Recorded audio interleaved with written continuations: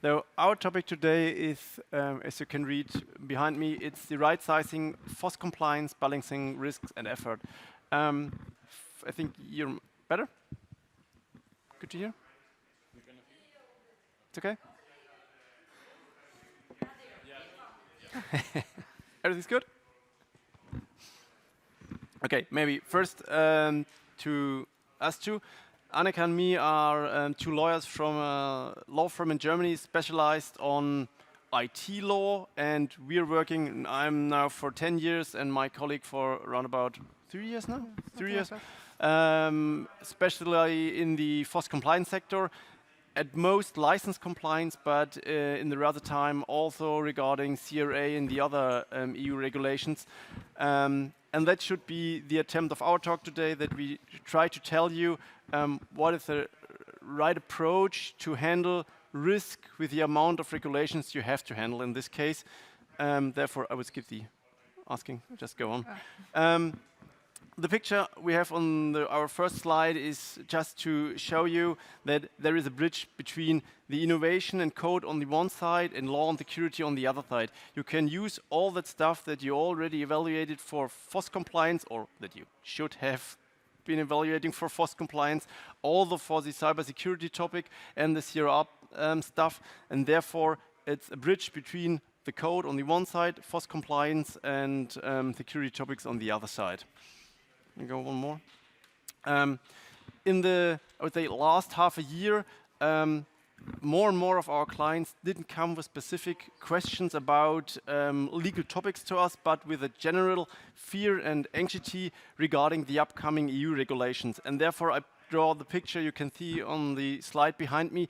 The clients or the companies are a boat on open sea, surrounded by EU regulations, a minefield, and with every sweep of the radar, the impact comes nearer and nearer, and they are just afraid of getting drowned in this process. But it's a bit of a sinister picture, but to be honest, there are good attempts to solve all these issues, and that is a point where my colleague will start with some general points regarding what are the current EU regulations and how they are affected by open source. Thank you. So yeah, if this slide shows the ship and captures how the companies feel, my role is to explain what are the actual acts which appear on the radar, and later we will see how they relate to one another. So the slide is about the broader legal landscape, and first of all, I would like to map the main legal regimes before I turn to the overlaps. So these regimes are, as you can see, the NIS2, the CRA, Copyright, AI Act, GDPR, and product liability. And this is also the point where FOSS enters the picture, because FOSS is not outside the legal scope. You will see FOSS is often quite in the middle of it. So let's start with the CRA, the Cyber Resilience Act, and I assume for many companies this is one of the most relevant instruments in the product context, because software components, including open source components, can become part of a regulated product. So once a manufacturer builds a commercial product using open source components, the question is not longer only are we using open source, but the question becomes to how can we use open source and meet the cybersecurity requirements. So let's move on to the NIS2. The NIS2 is also about cybersecurity, but it takes a look at the cybersecurity issue from a different angle. It's not about product regime, but it's about governance or organization resilience. And the importance, and this is quite an important regulation, and the importance of this regulation is undermined because the shareholders are personal liability if something goes wrong. So that means they are very, very interested and very keen to ensure that the requirements are met. The next act will be the AI Act. the AI Act is also part of the digital product safety world, and it's based on the new legislative framework like the CRA. And it regulates AI systems just across their life cycle. The focus is on risk management approach, so the AI Act takes or focuses on the high-risk AI systems, and most of the requirements are just about these systems. So let's move on to the GDPR. I mean, this is kind of the evergreen of the digital landscape. It is not always the obvious fit, but as soon as it comes to personal data, you have to think about the GDPR. So to sum it up, there's just no way to getting around it, and this is why you always have to think about this act. Then copyright. Copyright is the heart of the open source compliance, and we all do know the old saying, code may be available for free, but still the license requirements must be met. So we also know the to-dos, copyright, license text, but sometimes also source code or copyright obligations must be met. And copyright is something what turns the open source from a technical fact into a legal model. So let's move on to the Product Liability Directive, which is the last point on the radar. The key point is here that breach of license does not always remain just a copyright issue. In the product context, talking too slow. Okay, I'm sure it will appear soon again. In the product context, it may also become a warranty issue. And that can expose the manufacturer to claims from every single buyer at the end. So the interesting question is, to save time and effort, you need to identify the overlaps. And I think there are many points where you can do this in the day-to-day compliance. So a very good example is here to see the overlaps between copyright, the CRA, and product liability. I mean, at first glance, these three acts seem to come from different legal worlds, but they are, at the end, there are some overlaps and some matches.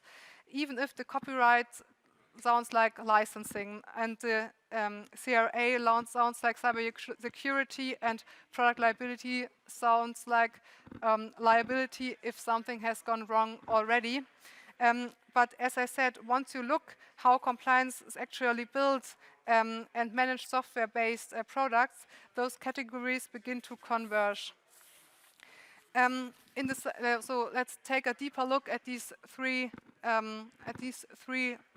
legal acts to understand the points where they match. In the cybersecurity context, FOSS cannot be longer treated as background code, because if a product company open source or decides to use open source components, the manufacturer has to take them into account when they assess the product on a legal basis. That means they have to understand what is in the product, which parts come from third parties, and how they could affect security. When we go over to the copyright side, I mean here, as I said before, this is the heart of FOSS, and you have to be sure that you play by the rules of the licenses. Then product liability, and I think this is where the risk can really escalate. I hinted at earlier. An identifiable defect caused by missing FOSS compliance might, it don't have to, but it could, in principle give many consumers a basis to sue their manufacturers. And therefore, getting FOSS compliance in line is not just a technical nice to have, but it is really important. It's a core product liability safeguard. So as a takeaway here, the overlap is not that all these three impose the same obligations. We saw they do not. But the point is that the same underlying facts matter in more than one legal framework. So a company using open source compliance has to think about security, licensing, and product quality regarding the same component at the same time. And if it does not, a license issue can become a product issue, and a product issue can at the end become a liability issue, which would cause lots of trouble at the end, or which can cause lots of trouble at the end. So in a nutshell, this is what right-sizing compliance is really about. This is what, how we named our speak today. It's not about doing more for the sake of doing more. It's just about identifying recurring compliance tasks across different regimes, and then try to find a way to sum them up and to work with them in an efficient way. And I think here is a good point to hand over to my colleague, because now we have spoken a lot of the theoretical point of views, but now we will talk about something or about some cases where this theoretical topic became real. Yeah, everything my colleague was talking about is currently only a theoretical issue, because most of these regulations are not in place, or even if they're in place, the deadlines are not met. Therefore, everything you can do to fulfill all the specifications of these regulations, you have some time, but you should start to work with. What is our, I would say, evergreen compliance topic where we support our clients for several years now is the open source license compliance.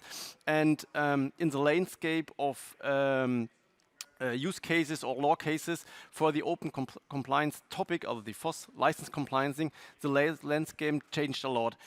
Some years ago, we had a smaller group of open source individuals or companies that sued other companies or entities because they were the copyright holder, and tried to get these companies to fix their open source obligations, fix their open source license points.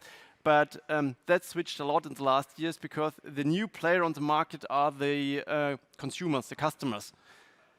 And that is in one point critical, because when you think about it, you have a small amount of motivated open source developers or entities that try to force other companies to get the right compliance level for open source. But when you think from a customer perspective, you have millions of people that are potentially not even interested in the open source topic, but they don't like their product. They don't like that the product is defective. And now they have the possibility to sue, from my point of view, nearly every country around the world, because open source is everywhere. And most of them do not fulfill the specifications that are relevant for a compliant and then not defective product.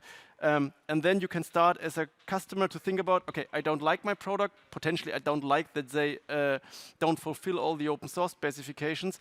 And then you can go out, take a legal company like us, or look on your own, and then afterwards state claims to the company that provides you the software.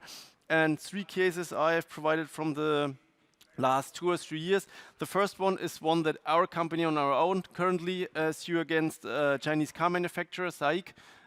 They produced the car, an MG, MG4 I think it is. Yeah, it is. And when we looked first into the car, which we leased from a German leasing company, there were there were non-open source compliance level whatsoever. No license information.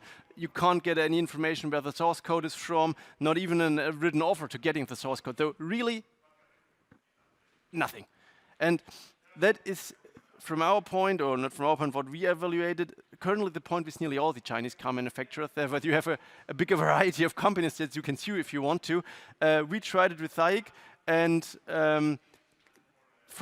we have nothing point to currently we are in the law case. They adjusted a lot. They did a lot of work to get better. There are now some license information. They try to find the right source code for us that we can look into it, but they are far from getting everything we need. And we are now, I would say, 3/4 of a year into the lawsuit, and that is not enough, to be honest. And if you have not a car where maybe the court will give you some time because it's a big product and yeah, it's difficult to find everything. For smaller ones, like the other 2 cases, for example, you can lose this law case in half a year because your plaintiff says, I want you to fix that. You can't fix it. He rejects the contract and wants to give you the product back. And then in the end, you have the issue that you don't talk about how can I solve this issue, but you have a customer who wants his money back. And these are the two other cases, for example, are more, I would say, in a low price customer segment. That was two cases that were supported by the SFC, the Software Freedom Conservancy? Yes. Yeah, Software Freedom Conservancy. They support copyright owner, but also other entities, if they have lawsuits regarding open source compliance. And they, on the one side, it was a German case with the company AVM with their Fritzbox, a router in Germany. The law case was settled by a settlement between the parties, so there was, in the end, no ruling by the court, but as far as I know from a discussion with the SFC guys on the FOSS 2 months ago, they nearly got everything they wanted from the firm. They get the open source license information, they get especially the source code with the installation information, so everything they need. I think the only point they settled was about disclosure. What is allowed to be talked about of the law case and was not. The other case, Visio, is still ongoing. There the big topic is because Visio is using signature processes to secure the software, and now they are arguing about are they allowed to use these processes, and what about the signature keys and which part of the software you can get for the GPL part. So these are, for us as a legal entity, a big lawsuits to get hopefully better information regarding from a court what you have to do and are not allowed to do in regard of source code disclosure. But the big picture is you have now new players on the market and they are willing to sue companies. And you should be, from our point of view, more aware than ever of your open source license compliance, besides that regulation compliance that they had on the other slide we already showed you. Okay, now you have some pictures about what is getting wrong and what is the issue, but now let's start to try to solve these issues. When we talk with our clients, most of them come to us with the general question, I have a huge load of open source in my products, in my software, how to handle it. And their approach before they start talking with us or talking with their compliance officers is typically panic, do nothing, ignore everything, and run into these cases, or use the same level of open source compliance for all their software, which typically overwhelms them with the processes and information they have to gather and the steps they have to perform to get all the information they needed, do all the documentation they needed. And therefore, from our point of view, the only viable attempt in this case is to funnel everything down, to get some filters on your project landscape, and then afterwards put these filters on your projects, every one or every single one, and then funnel it to different pools with strict license processes behind it in regard of the risk you get from the several projects. And as one example for an easy attempt to get some filters on your project, the easiest one from my point of view is project risk. Do you have a project that goes into the customer market, or do you have an internal project? Easy to understand. If you have a customer portal, for example, if that shuts down because to a copyright infringement case or CVE or things like that, then it is a big issue. It's the worst case you can get it. But if you have an internal, for example, vacation tracking tool, if that has to be shut down, that is inconvenient. But yeah, never mind. Another filter can be a good and easy to handle one is your supply chain. When you have a product which is totally developed internally, you most of the time have the information from your developers, or it's easier for you to get him to work and tell them what to do to get the relevant information. But it gets more and more tricky if you are having, for example, a big operating system with 2 to 10 suppliers in a supply chain where especially the communication can take a lot of time. Even if you have the questions you want to ask or the information you need to know, to state your questions through these channels and get the answer back, and then if the answer is not correct or not good enough, state the question again. That could take weeks to months that you don't have in a law case. If someone comes and sues you for example, FOSS infringement or TRA infringements or things like that. Therefore, two filters easy to handle are the complexity in your supply chain and the complexity in your product or the distribution channel, for example. a third level and a fourth level, but that which are a bit more into that you have some knowledge about what the legal topics are. Could be, for example, if you could take the regulatory risk, because most of the ongoing or upcoming EU regulations demand the most obligations for critical infrastructure, for example, medicine products or telecommunication software, things like that. Though you can there decide, is your software that you, or all your software projects, are they in this critical material, or are they just basic, I would say, a company program that you, for example, then distribute or not? The last one I often tell the customers, because it fastens the process, is to, when you go to license compliance, rate your open source licenses that your companies are allowed to use, and then take, for example, really permissive ones. Everything like MIT, BSD, green stuff, if you want to put a system on it, easy to handle, nearly in every use case usable, with some obligations that can be handled. On the other hand, you have, for example, a GPL3 as the most restrictive one from the known ones. Can be handled, but for example, if you have a system like an airplane or a car, you should think twice by using them in that product, because there are a lot of obligations to be fulfilled for these licenses. Therefore, if you take your licenses in a risk assessment, you can say, for example, good to use, we should talk about it, don't use it at all. And then in the end, what I already stated on the beginning, just to try to funnel your projects, use one or two of these filters if you want to handle it easily, or take more and more if you get it a bit more complicated in the funneling, but then afterwards a more specific system that you can put on the output of everything you get. And for example, at the easiest attempt, complexity in distribution, or the distribution channel and the supply chain channel. If you have a big customer program with a huge amount of suppliers, you should think about contracts with your suppliers. You should think about getting in SBOM, I would say once a week is maybe a bit much, but at least once a month, and update them, especially in the process, not at the end when you are short for SOP. On the other hand, if you have an internal project without any suppliers at all, I would say once half a year, handling a general SBOM, going through the CVEs and the licenses, that should be enough. And that is, I think, the takeaway from this slide is 80% of your sources should go to the, we call it level 1, so this really critical stuff that you evaluated as goes to customers, has suppliers, has critical licenses, triggers, or most of the regulations. That should be your most focus. Most of the other stuff that is more and more, or less and less risky, the effort can be, yeah, I would say feasible, but you should, how to say it, you should take the approach you need and the approach that is possible for your company. Thank you, Florian. And you've already teasered the SBOM.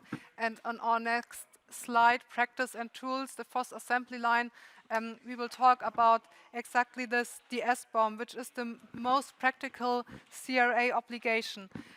As people who work with FOSS every day, of course, we are all familiar with the concept of the SBOM, but the CRR is raising the importance of the SBOM to a whole new level. Because under the CRA, the best SBOM is not longer just an internal developer list, which is a nice to have, but it's part of the manufacturer's compliance setup. Under the CRA, manufacturers are required to keep an SBOM on their products.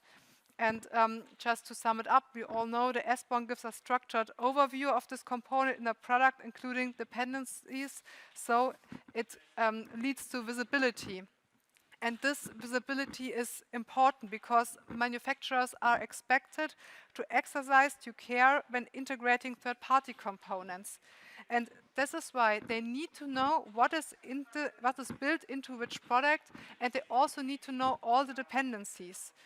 And that way, if a security issue appears, they can quickly assess whether the product is affected or not. And if this vulnerability is identified, the SBOM helps to lead exactly to the affected component, and it also helps to come in exchange with the supplier and with the developer. So regarding the workflow, we think the following is one good option to follow. So the practical answer is not to treat visibility as a one-off exercise. You already said it. Creating the SBOM once and then not thinking about anymore does not work and is not a good idea for a dynamic process. The real goal is to build visibility into the development workflow.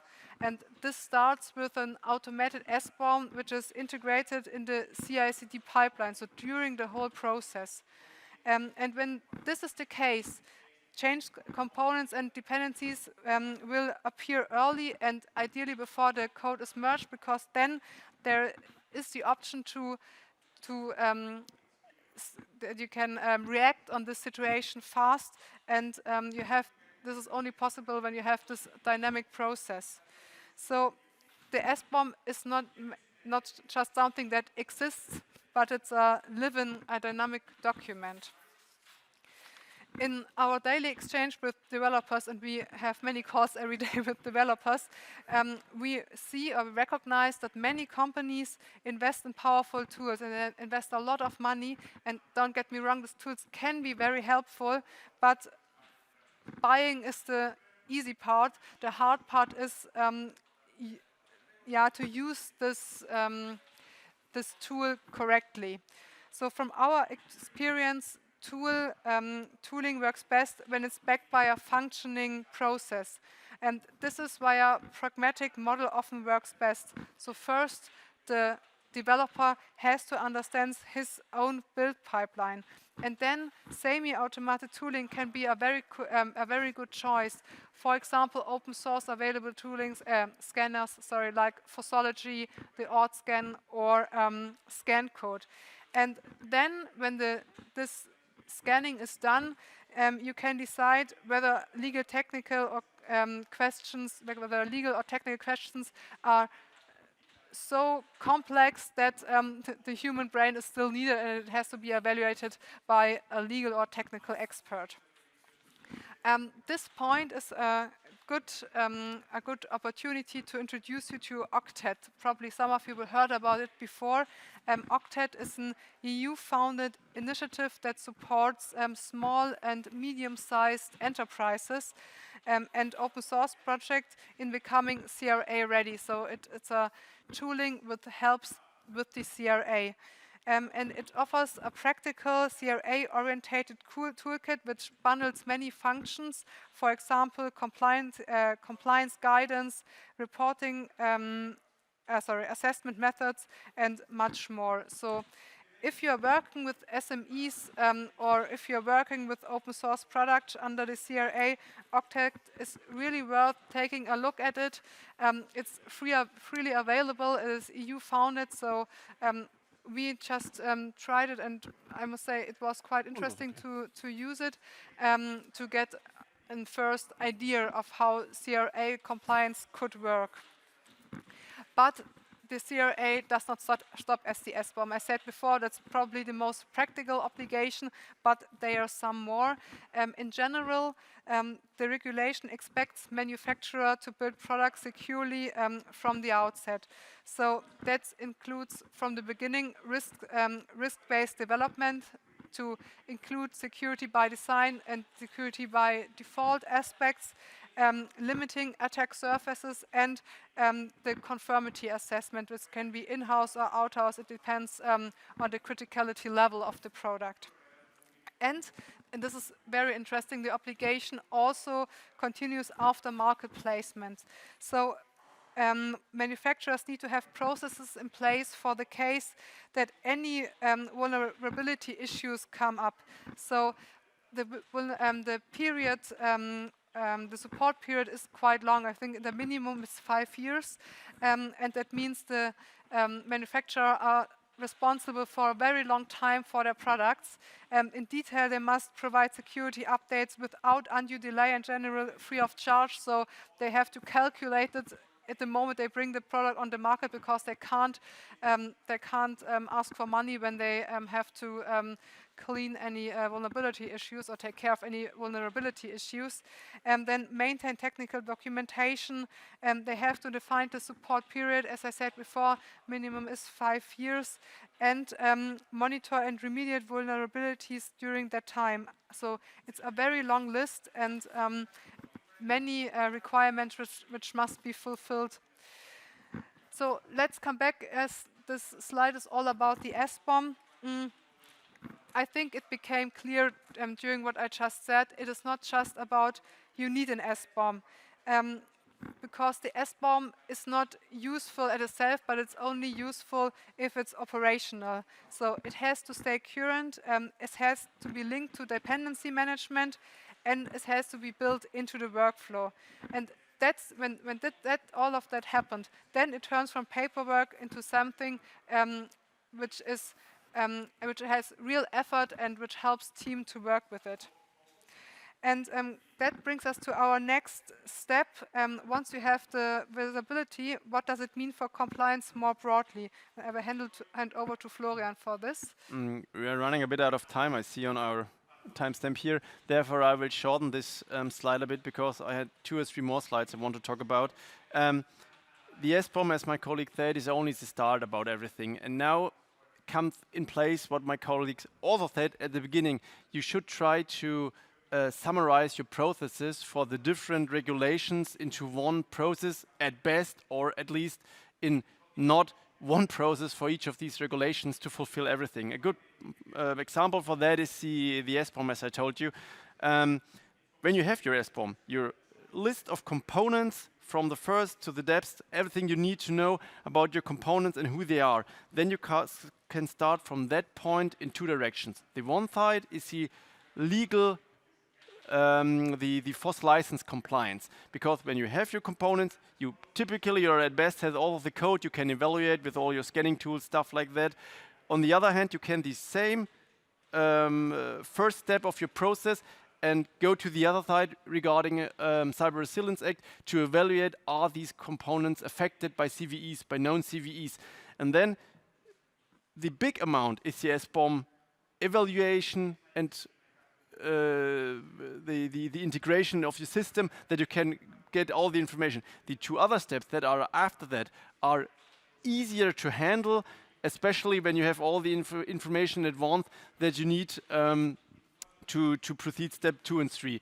Therefore, as one example, use all the processes you have and think about them and try to consume them in one entire process at best, or not that good, but even better than having one process for everything, 2 or 3 processes where you can start, or in the midst of the process, use the same information to get then afterwards to the specific topics you need to talk about.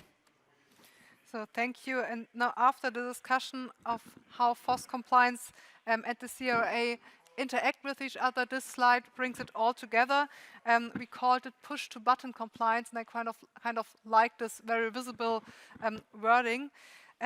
So what we are really aiming for is auditability, visibility, and in practical terms, that means you have to be able to say in what product is which component under which version. And at first that sounds simple, but remember what we said before.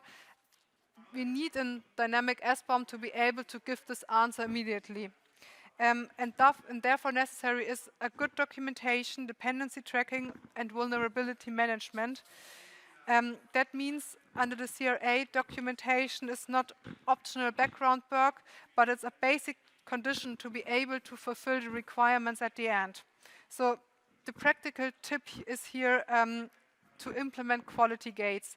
No release should go out unless the SBOM is current and the evaluation results show that the vulnerability situations has been checked.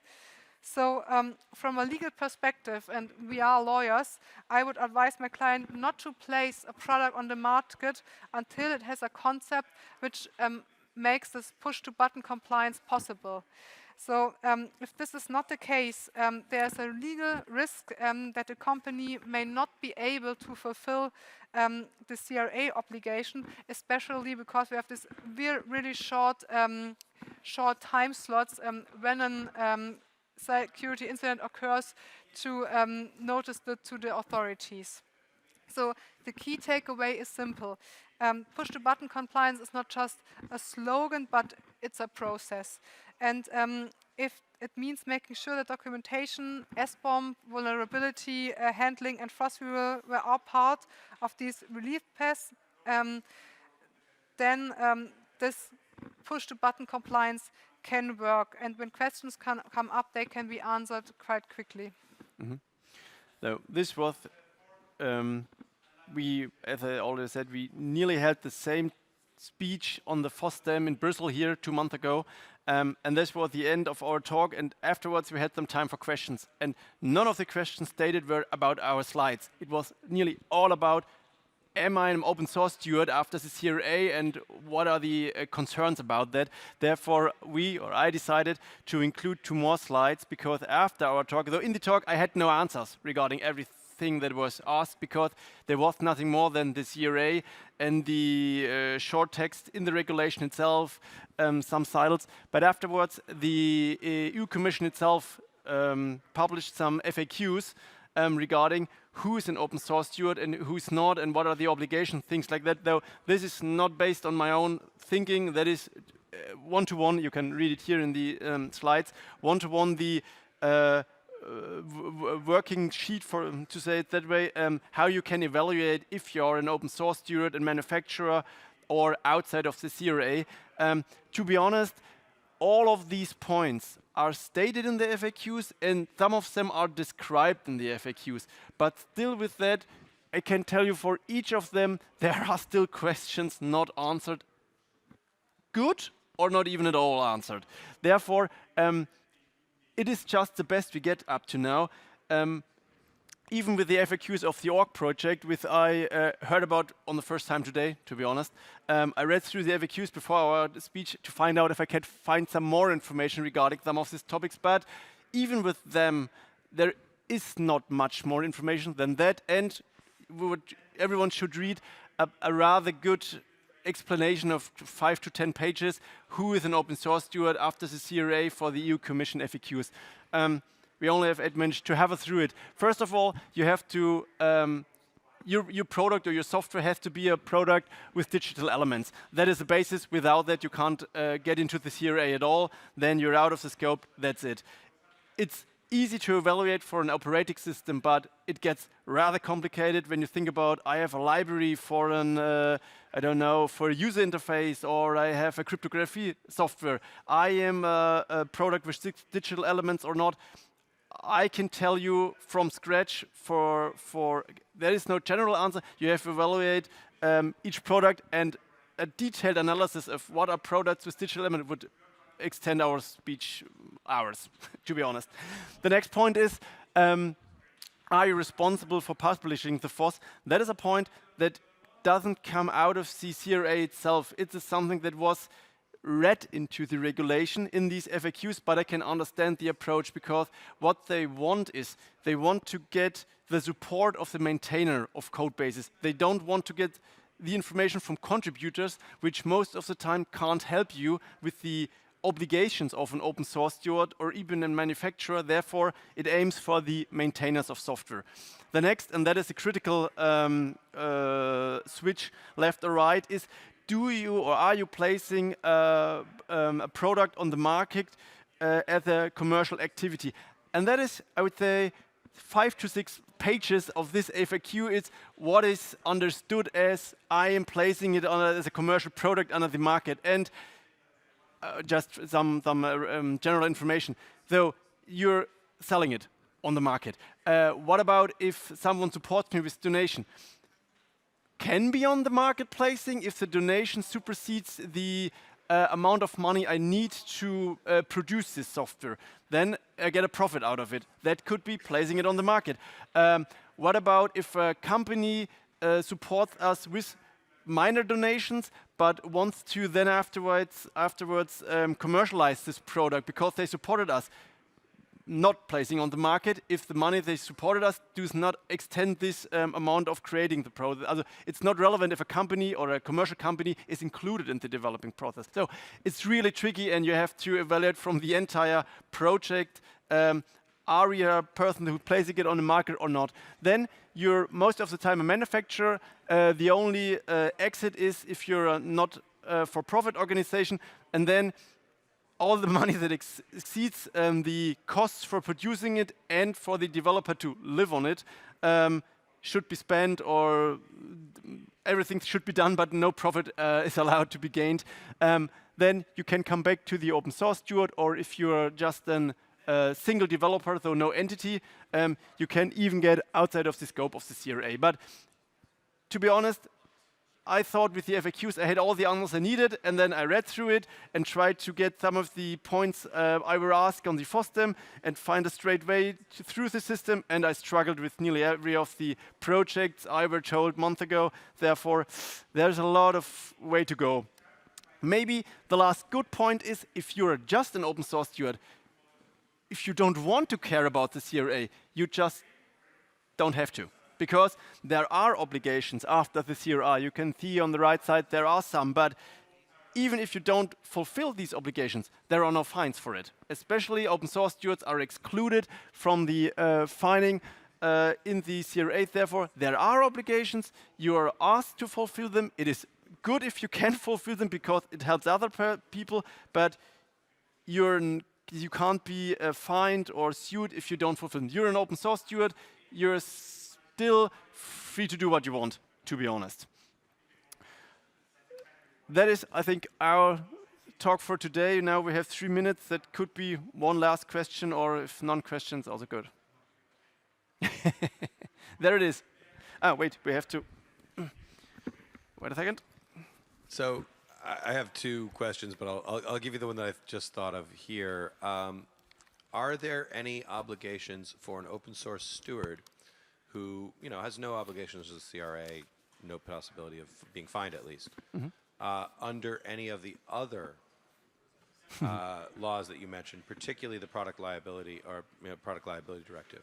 So if you are an open source steward, you are publishing an open source product that is non-commercial still, you might still be a steward, can you be sued under the product liability directive?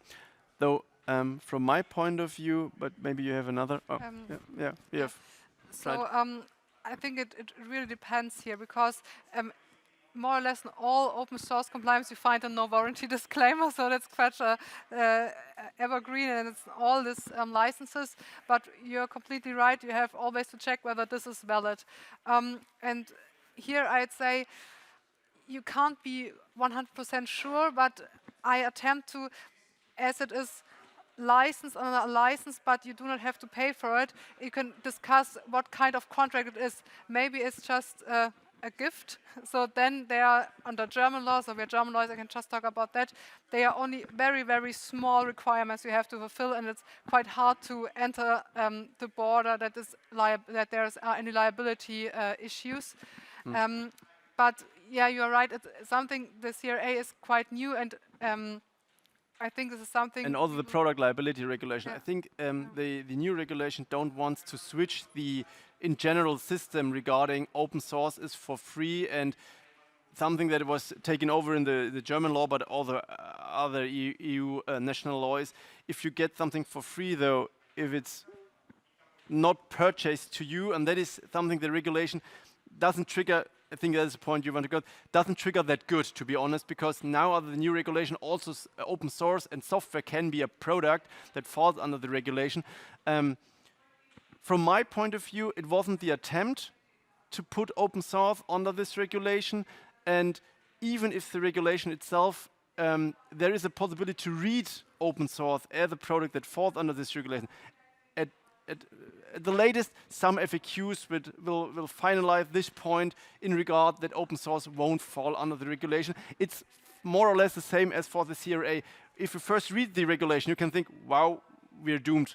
producing FOSS because we're a manufacturer, we have to do everything, let's skip everything and run as fast as we can. But in the end, when you have these not really precise regulation points, I think the first FAQ, and we have some time with the product regulation point, will clarify if open source is affected. I think potentially they will take away in between, though it is affected, but you can skip point A or B or C, that you get to a appropriate amount of liability for the open source owner, like the open source stewards, but not the full set of obligations you have to fulfill as a manufacturer is not the right word, as a purchaser after the regulation. That is the best answer I can give currently. We talked about that earlier today. It's everything in the run. All right, thank you very much. We ran out of time. Thank you again for the great presentation. Thanks, also everyone. for the question.